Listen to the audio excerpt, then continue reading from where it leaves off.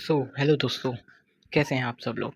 आज हम एक नई सीरीज़ लेके आए हैं ईवीएस की थ्योरी, जिस सीरीज़ को हमने नाम दिया है फंडा क्लियर सीरीज़। इस सीरीज़ से आपके सारे ईवीएस के फंडे क्लियर हो जाएंगे और आपको जो भी ईवीएस में डाउट्स हैं या थ्योरी नहीं मिलती है ईवीएस की, आपको यूट्यूब पे बहुत कम थ्योरी मिलेगी। मैं आज पहली बार यूट्यूब पे अपनी पूरी थ्योरी, जो ईवीएस की पूरी थ्योरी है उसको कवर कराऊंगा। जो भी उसकी 6 थीम्स हैं, ईवीएस की मेन थीम्स हैं, वो सारी थीम्स के विद नोट्स ये सीरीज़ मैं लेके आया हूँ। ईवीएस की फंडा क्लियर सीरीज़ है, इसमें हम पूरी थ्योरी कवर करेंगे। आप लोग हमारे साथ ऐसे ही बने रहिए, हमारा साथ देते रहिए। नॉलेज हब जो चैनल है उसको सब्सक्राइब और लाइक करिए। और मैं आपका दोस्त विकास ईवीएस फंडा क्लियर सीरीज़ को आपके साथ शुरू करने जा रहा हूँ। तो आज से हम नई सीरीज़ का शुभ आरंभ करते हैं। तो मेरी पीवाई की सीरीज़ भी है, वो जिसने नहीं देखी आप उसको जाके एक बार देख लीजिए। तो पहली जो हम थीम लेके आए हैं, जो ईवीएस की बाकी की थीम्स हैं, 6 सब थीम्स हैं, 6 थीम्स हैं, उसमें से हम आज जो पहली थीम लेके आए हैं वो है फैमिली एंड फ्रेंड, जिसमें हम आज उसकी भी बात करेंगे, वर्क एंड प्ले। तो फैमिली एंड फ्रेंड का पहले हम बेसिक सा इंट्रोडक्शन देख लेते हैं कैसा होता है। तो जो ये फैमिली एंड फ्रेंड की जो कॉन्सेप्ट है वो होता है understanding relationships, building values, live together. मतलब कि जो फैमिली है वो हमारे लिए क्यों ज़रूरी है, फ्रेंड्स हमारे लिए क्यों ज़रूरी हैं। अगर हमारी जो दोस्ती है वो ना हो और हमारी जो फैमिली है वो हमारे साथ ना हो तो हमारे साथ क्या होगा, कैसा होगा। तो ये जो बच्चों के अंदर जो ये समझ है परिवार की और दोस्ती की, मॉरल वैल्यूज़ को डालने की, ये उसके लिए इसको ऐड किया गया है ईवीएस के अंदर, जिससे लोग अपना व्यवहार, अपने परिवार के प्रति व्यवहार, अपने दोस्तों के प्रति व्यवहार, अपने दोस्तों के प्रति अपनी भावनाएं उनको समझ सकें। और बच्चों को ये सारी चीज़ें पढ़ाने से उनके अंदर एक मॉरल डेवलपमेंट होता है और एक अच्छा इंसान बनने की तरफ हम उनको प्रेरित करते हैं। तो हमारी जो ये है एक छोटी सी ये जो थीम है, इसको आज हम पूरा कवर करेंगे। मेरे साथ आप बने रहिए। और ये आपके सीटेट सितंबर 2026 के ईवीएस सीरीज़ में बहुत ही इंपॉर्टेंट और बहुत ही ज़्यादा क्वेश्चंस इसमें से आते हैं। तो पहले हम देखते हैं व्हाट इज़ फैमिली। फैमिली क्या होती है। आप सभी लोग जैसे कि फैमिली में रहते हैं, आप सभी देखा होगा कि आपकी फैमिली में एक मम्मी होंगी, पापा होंगे, दादा होंगी, दादी होंगे। और कुछ लोग और भी जॉइंट फैमिली में रहते हैं, तो चाचा चाची, ताऊ ताई, कुछ लोग उनको अपने बड़े पापा बड़ी मम्मी बोलते हैं। और खूब सारे चिल्ड्रंस होते हैं। तो ये जो होता है group of a people living together, और एक साथ रहते हैं मिलजुल के प्यार से, एक दूसरे को का ध्यान रखते हैं। इसी को हम अपना परिवार समझते हैं और परिवार कहते हैं। और भारत में तो ये बहुत ज़्यादा ही परिवार जो है वो बहुत ज़्यादा ही अपनापन है लोगों में। जो आपने बाहर के लोगों को देखा होगा कि 14 साल के बच्चे हो जाते हैं, वो लोग बाहर अपने बच्चों को पूरी फ्रीडम दे देते हैं कि वो अपने अलग से घर में रह सकता है, साथ भी नहीं रहेगा, उसको पूरी फ्रीडम है। लेकिन भारत में ऐसा नहीं होता है। भारत में बच्चे को अपने साथ उसकी शादी के बाद भी माँ-बाप हमेशा उसको छोटा ही समझते हैं। सारी ज़िम्मेदारियों को पहले खुद की तरफ देखते हैं, फिर उनकी तरफ धीरे-धीरे ट्रांसफ़र कर रहे होते हैं। बड़े होने के बाद भी माँ-बाप ये सोचते हैं कि जितना हमसे हो सकता है उतना करें अपनी फ़ैमिली के लिए, अपने बच्चों के लिए। आप बेशक बड़े हो गए हैं, आपकी शादी हो गई है, लेकिन फिर भी वो लोग आपके लिए करते रहेंगे।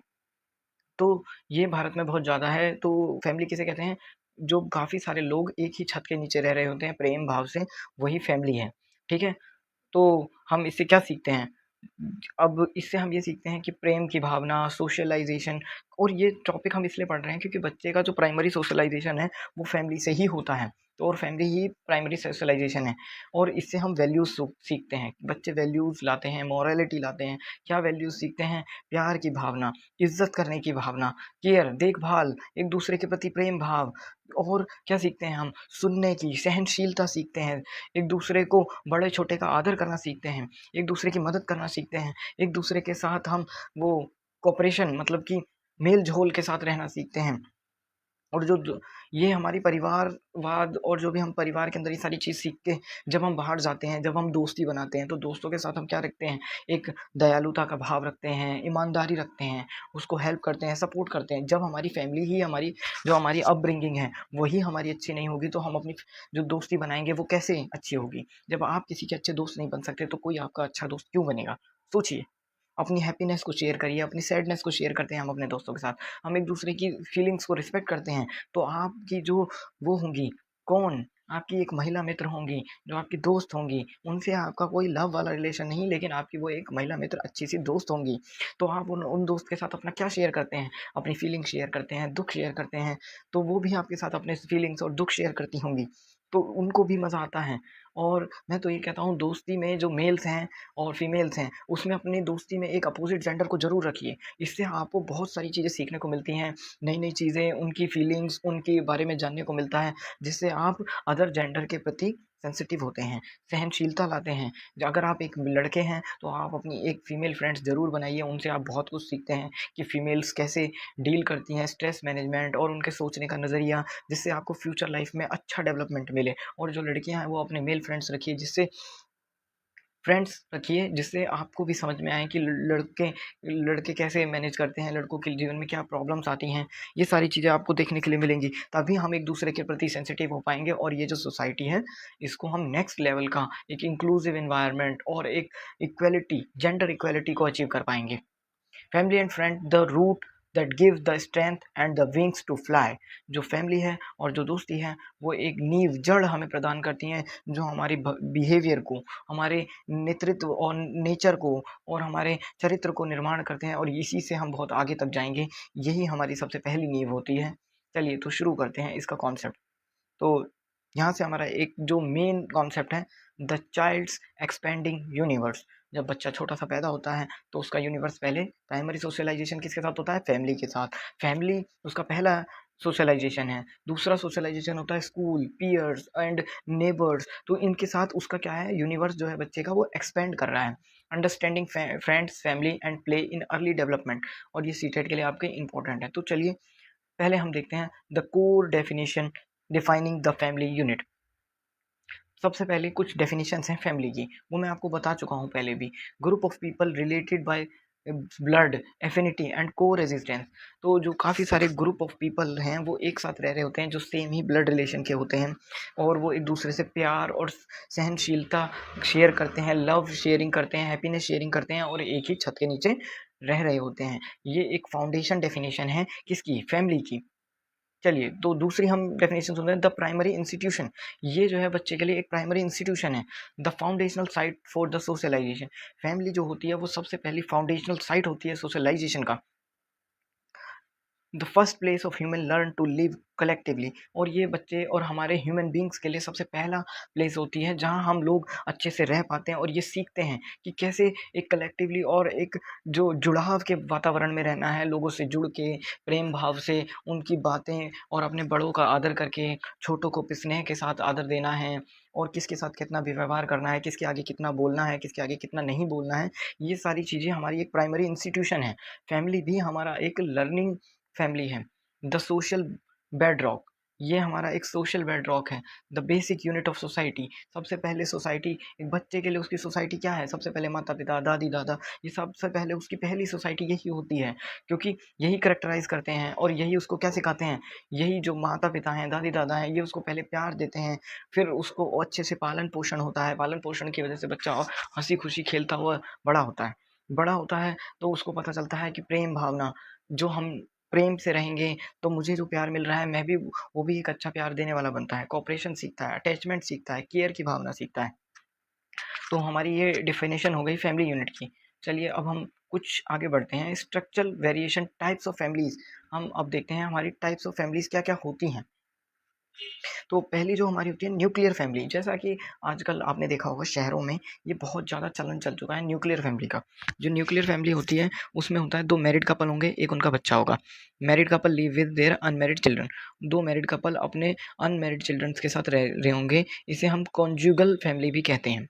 और ये एक न्यूक्लियर फैमिली होती है जिसमें दो सिर्फ पेरेंट्स होंगे, जो दो मैरिड कपल होंगे, बाकी अनमैरिड लोग होंगे जो कि उन्हीं के चिल्ड्रंस होंगे। ये एक हमारी न्यूक्लियर फैमिली कहलाती है। आजकल शहरों में ये बहुत ज़्यादा चलन है। आप जाके देखिए जहाँ भी आईटी हब्स हैं लाइक नोएडा, गुड़गाँव, इन ये सारी जो जगहें हैं, लोग अब खुद बस जाते हैं, फिर किसी को लिव इन में रहते हैं या किसी से शादी हो जाती है, फिर वो अपने बेबी प्लान करते हैं। बेबी प्लान करने के बाद वो एक न्यूक्लियर फैमिली में ही रहते हैं, जिसमें कोई भी ग्रैंड पेरेंट्स नहीं होता है। तो ये हमारा एक न्यूक्लियर फैमिली होती है। चलिए अब हम देखते हैं जॉइंट एंड एक्सटेंडेड फैमिली। ये भी एक तरह की फैमिली होती है जिसमें मैरिड कपल्स होंगे।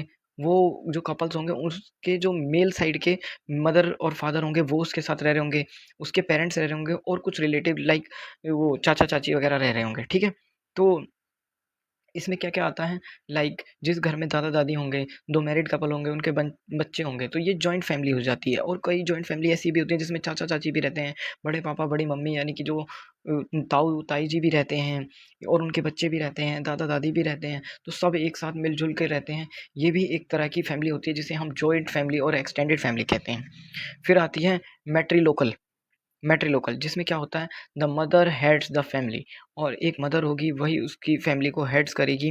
कपल लिव विद और नियर द फीमेल फैमिली, जो कपल है वो अपनी फीमेल मतलब कि मैटरनल साइड में अपने ससुराल में रह रहा होगा, फीमेल वो है क्या बोलते हैं, जो the mother had the family and couple live with the near the females family post marriage. शादी के बाद जैसे कुछ जो मेल्स होते हैं वो घर जमाई बन के रह रहे होते हैं, तो जो अपनी मदर की मतलब कि जो वाइफ की मदर है उनके घर पे रह रहा होगा आफ्टर मैरिज, इस फैमिली को हम कहते हैं मैट्रिलोकल। और इसमें कौन लीड करता है, जो मदर है वही लीड कर रही होती है। एक होती है पैट्रिलोकल फैमिली जिसमें फादर जो है वो हेड होगा और कपल जो है वो या तो अपनी फादर वाली साइड के मदर फादर के पास रह रहा होगा after marriage.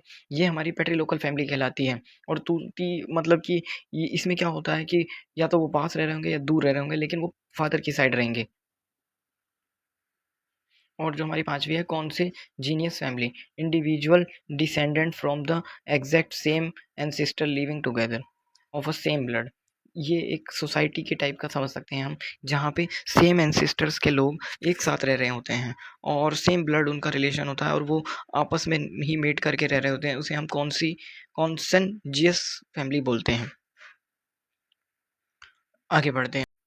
The four pillar of the family unit. Family के कुछ 4 पिलर्स हैं जिन पे फैमिली चल रही है। तो पहला जो हम उन पिलर को एक-एक करके डिस्कस करना शुरू करते हैं। जैसे कि पहली है हमारी हेरिडेटरी रिलेशन, जो हमारे एक दूसरे के साथ रिलेशन है।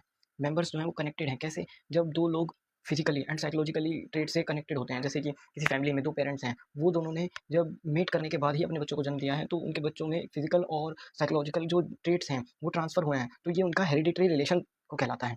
जैसे कि हम बोलते हैं कि इसकी शक्ल तो अपने पापा पर गई है या अपनी मम्मी से मिलती है। तो ये सब क्या ट्रेट्स हैं? ये सब हमारे हेरिडेटरी ट्रेट्स हैं। समझे? तो ये भी हमारे 4 पिलर्स के अंदर फैमिली के अंदर आता है। Essentiality of marriage. अब शादी करना क्यों ज़रूरी है?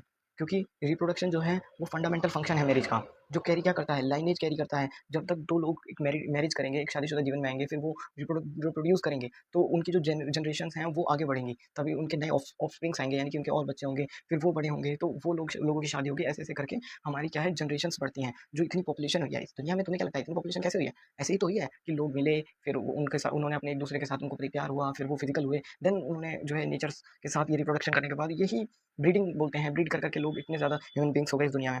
और कौन सा पिलर होता है फैमिली का?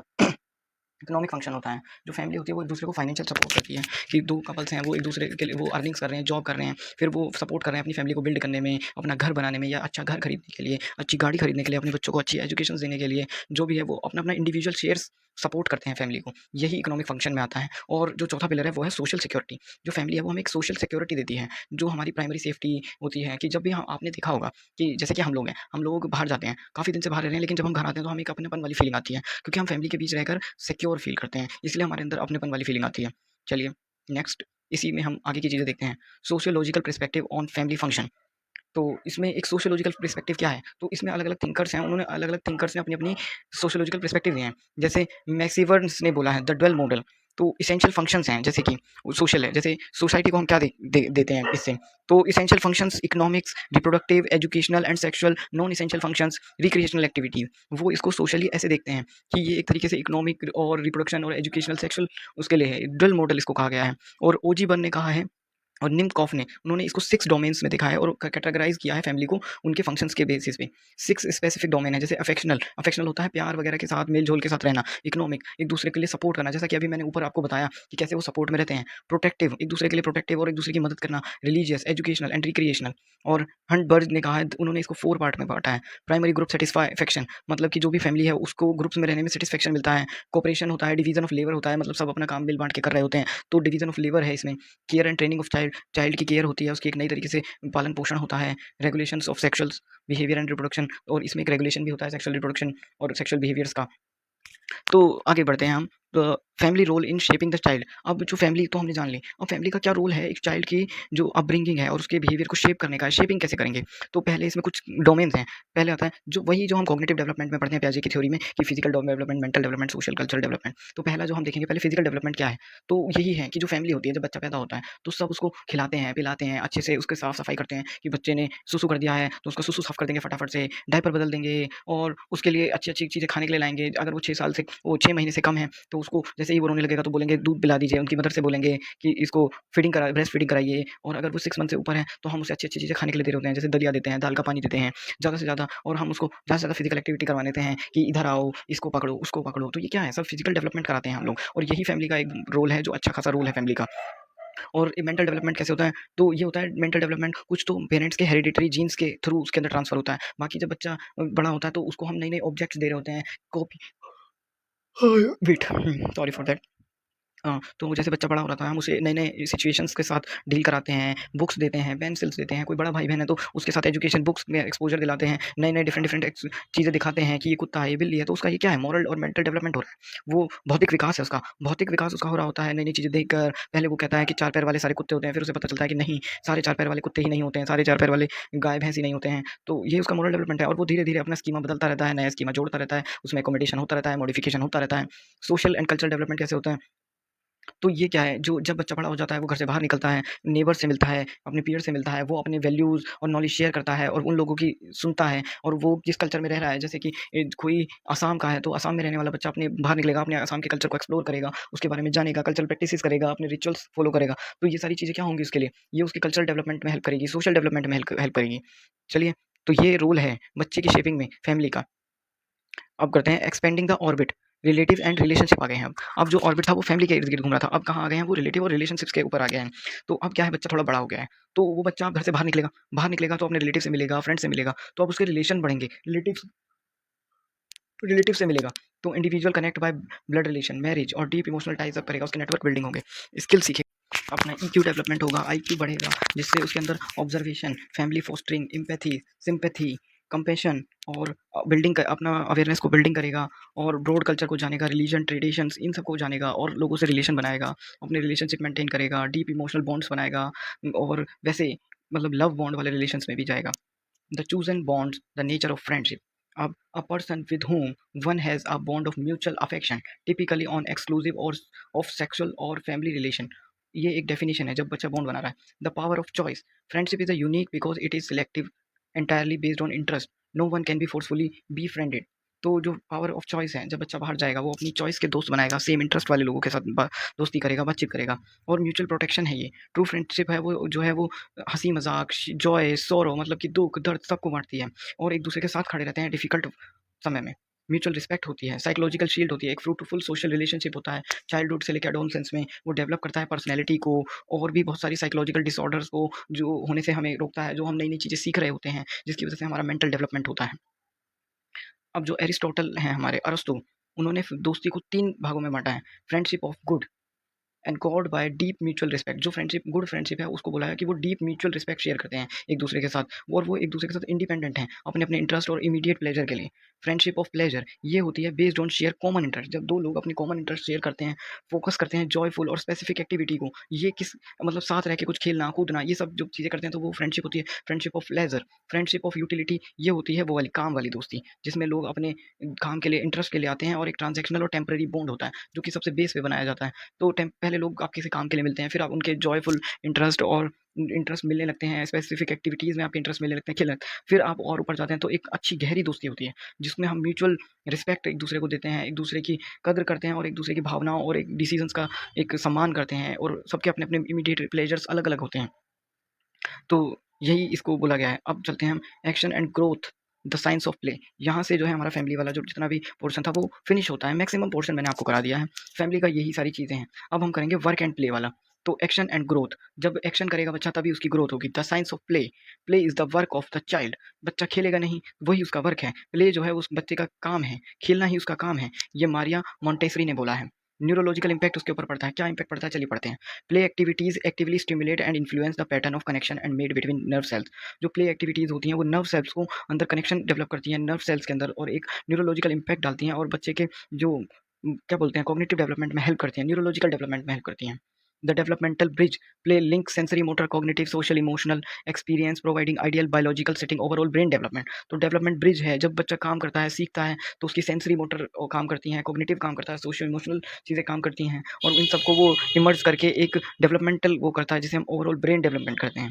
और एजेंसीज होती हैं, play most vital role play in allowing children to be active. और जो खेल है वो उनको एक्टिव रहने के लिए बहुत ज़्यादा प्रेरित करता है। ऑटोनोमस चॉइस है, प्रैक्टिस है, एक्शंस करता है, अचीव मास्टरी करता है अलग अलग स्किल्स में, खेल में, कूद में। The three engines of developmental play, 3 तरह का इंजन होता है डेवलपमेंटल प्ले का। फिजिकल एंड मोटर, जिसमें बच्चे की height, weight, general body tone involve होता है। Developed it fine and gross coordination of large muscle, वही जो हमने अपने साइकोलॉजी में पढ़ा है कि gross motor development and fine motor development होता है, यही हमारा फिजिकल एंड मेंटोर है, जिसमें बच्चा height, weight, general body tone को अपनी ग्रो कर रहा होता है। और यही कुछ इंजन है, जब वो खेलता है तो फिजिकली एक्टिव रहता है, फिजिकली एक्टिव रहने की वजह से उसकी हाइट, टोन वोन सब बढ़ता है, और मसल टोन बढ़ता है, मसल की स्ट्रेंथ बढ़ती है, कॉग्निटिव बढ़ता है, form self concept, understanding of size, shape, colour, texture and volume. बच्चा कॉग्निटिवली डेवलप करता है जब खेलता है, शेप्स के बारे में जानता है, कलर्स के बारे में जानता है, टेक्सचर्स के बारे में जानता है, वॉल्यूम मतलब कितनी कोई चीज़ का कितना वो है, वजन है, या वो वैसे दर्जन में है, ये सब चीज़ें जानता है। वो टूल्स हैं जैसे ब्लॉक, बीड्स, टॉय, क्ले, ये सारी चीज़ें प्ले उसमें आती हैं। सोशियो इमोशनल, वो एक रिलेशनशिप डेवलप करना सीख रहा होता है, बिहेवियरल कनेक्शन, जब वो खेलेगा, अपने दोस्तों के साथ खेलेगा, वर्क करेगा, तो एक कोलैबोरेशन की भावना, मतलब कि मेल-जोलता की भावना को वो डेवलप करेगा। सोशियो इमोशनल, उसका ईक्यू डेवलप होगा, डेवलप द सोशल स्किल्स होंगी, एक्सेप्टेबिलिटी बढ़ेगी, स्वीकारता बढ़ेगी, फैमिली, स्कूल, कम्युनिटी सेटिंग्स में। अब देखते हैं integrating play into education and health. अब जो प्ले है वो एजुकेशन और हेल्थ में कैसे इंटीग्रेशन करता है। सबसे पहले हम देखेंगे education, memory retention, concept taught through practice, observational game remain in memory significantly longer. जब बच्चा खेलता है तो चीज़ों को इंटरेस्ट के साथ लेके वो कर रहा होता है, तो हमें जो अपने एजुकेशन में है उसके अंदर जो कॉन्सेप्ट है उसको प्ले वे मेथड से ज़्यादा देर मेमोराइजेशन हम उसका करा पाएँ, प्ले वे मेथड, और जो भी चीज़ हम उसे पढ़ा रहे हैं प्रैक्टिस से कराएं, ऑब्जर्वेशन से कराएं, गेम से कराएं, ताकि उसकी मेमोरी में एक लॉन्ग टर्म तक रखें। स्किल बिल्डिंग, तो और हम उसको एक कंस्ट्रक्टिव एक्टिविटी दें जिसमें वो खुद से बिल्ड करे, इमेजिनेशन करे, क्रिएटिव थिंकिंग करे, प्रॉब्लम सॉल्विंग करे, टीम वर्क करे। ये सारी चीज़ें प्ले का इंटीग्रेशन है एजुकेशन में। और हेल्थ में, हेल्थ तो वही हम पीछे पढ़ के आए हैं, physical reliance, sports, physical activities, immunity boosting, enabling body fight disease, infection, इन सब के बारे में वो होगा हेल्थ से रिलेटेड। मेंटल वेलबींग, जब बच्चा खेलेगा, अच्छा पढ़ेगा, अच्छे एनवायरनमेंट में रहेगा, तो उसका स्ट्रेस कम होगा, साइकोलॉजिकली वो अच्छा बनेगा, नर्वस सिस्टम अच्छे से डेवलप होगा, स्ट्रेंथन होगा, कोप विद फ्यूचर स्ट्रेस हो सर, और मतलब वो अपने फ्यूचर में स्ट्रेस मैनेजर, अच्छा एक स्ट्रेस मैनेजर बनेगा। Synthesis the child integrated social ecosystem. अब हमने जो है एक सोशल इकोसिस्टम पढ़ा हुआ है जिसमें चिल्ड्रन होता है सेंटर में, फिर उसके बाद क्या होता है, फैमिली होती है, जिसमें फैमिली के अंदर और भी चीज़ें आती हैं, फिर रिलेटिव्स आते हैं, रिलेटिव्स के बाद वर्क एंड प्ले आता है, फिर फ्रेंड्स आते हैं। तो ये एक क्या है, सोशल इकोसिस्टम बनाता है। द फाउंडेशन, सबसे पहले जो फाउंडेशन होता है, अब हम थोड़ा रिकैप भी कर रहे हैं। फाउंडेशन फैमिली और रिलेटिव्स का होता है, provide the initial neural input, security, cultural blueprint देता है, और फिर उसका थोड़ा एक्सपेंशन होता है जिसमें उसके दोस्त ऐड होने लगते हैं, introduce choice, mutual respect, psychological shielding आने लगती है। फिर तीसरा होता है कैटलिस्ट, जिसको प्ले उसमें कैटलिस्ट डालता है, यानी कि biological cognitive engine that allow children actively master these environments, अपने इन्वायरमेंट के बारे में सीखता है, अपनी फैमिली के बारे में सीखता है, सोशल कनेक्शंस के बारे में सीखता है। तो चलिए, ये जो हमारी यूनिट थी फैमिली एंड फ्रेंड वाली, ये यहीं समाप्त होती है। इसके नोट्स मैं आपको टेलीग्राम लिंक में दे दूंगा। आप हमारी ये जो थ्योरी सीरीज़ है जिसने हम जो थ्योरी सीरीज़ है फंडा क्लियर सीरीज़ बाय विकास सर, वो आपको पूरी कराई जाएगी, और आप हमारे साथ बने रहिए। आपके 30 में से